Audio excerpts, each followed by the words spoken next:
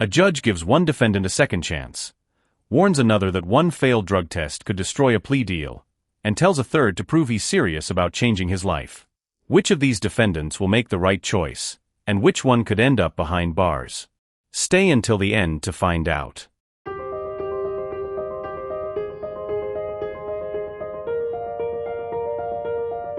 Good morning. Are you Tori Anderson? I'm Tori Sam. What is it? Sam. They didn't put my correct last name. Okay. What's your date of birth? August 14th, 2003. All right. And so this is your initial appearance. Is it Sam? Anderson's your maiden name? Okay. So Ms. Anderson, in cause number 25, DCCR 1165, you're charged with the third-degree felony offense of evading arrest or detention with the use of a vehicle, and that's from July 31st of 2025. And since you've made bond in your case, have you had an opportunity to try to hire a lawyer? No, I'm unemployed. I had family come here to pay for my mom. Okay. Have you been looking for a job? Yes. Where have you been looking?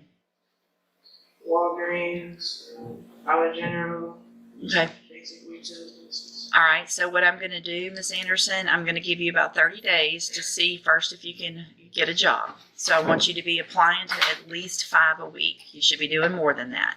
If you get a job, bring me some proof of that when you come back. If not, bring me proof of where you've applied, okay? In the meantime, also, I want you to be talking to some attorneys so you know how much they cost.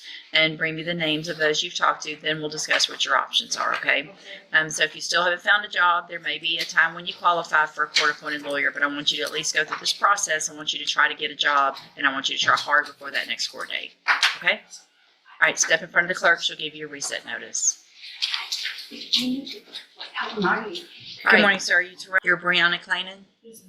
Not very smart to be doing anything while you're waiting on court, is it? How old are you? You're 20.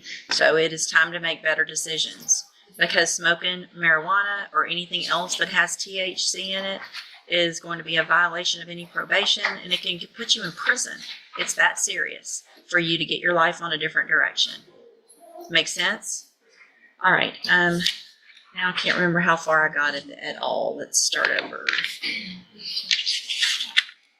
And she'll waive the formal reading of the indictment. So wait. Did I go through it all or no? You got real close. We had just mentioned the misdemeanor cases. One was being dismissed, one was being run concurrent. Okay. So we've already gone through and she entered a plea of guilty. We went through, it was a 3-year deferred, $250 fine. All right, so we're going to start back where we left off, Ms. Clayton, and let me go back and ask, did you enter your plea of guilty freely and voluntarily? And did you plead guilty because you actually did what they've charged you with? And then you understand what your punishment is that you're agreeing to, which is a 3-year deferred with a $250 fine, correct? With the dismissal in one of the misdemeanors, and then my understanding is you're going to go plea on the other misdemeanor for a probation as well, correct?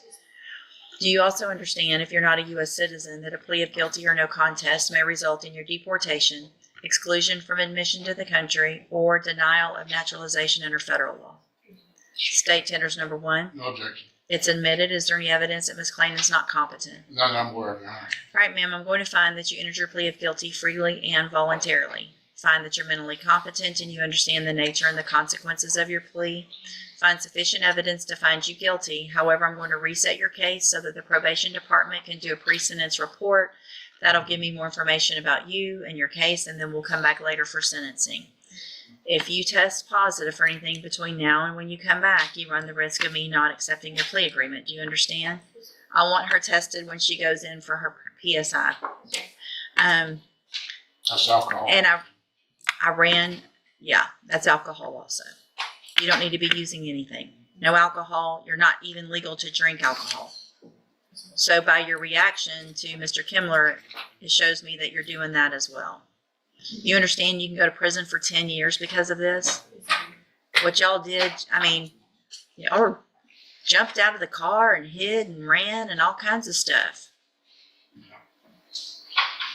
And it's not funny.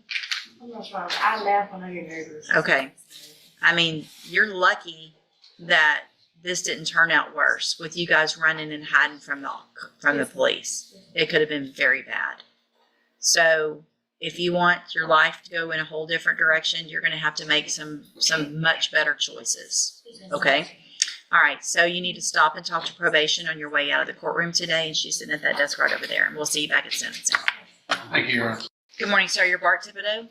And Mr. Thibodeau, were you able to get a lawyer hired? The one I've been communicating with, I just started my new job this morning, after I get out of here. 30 days wasn't near enough time, around that $4,000. Where are you starting to work? Everybody called leadership and so.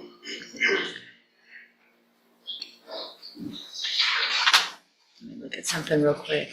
I have a rent house that's been keeping me afloat barely, but I mean, so nothing with that. As a condition of your bond, were you required, or did I, or the magistrate require you to wear a drug patch?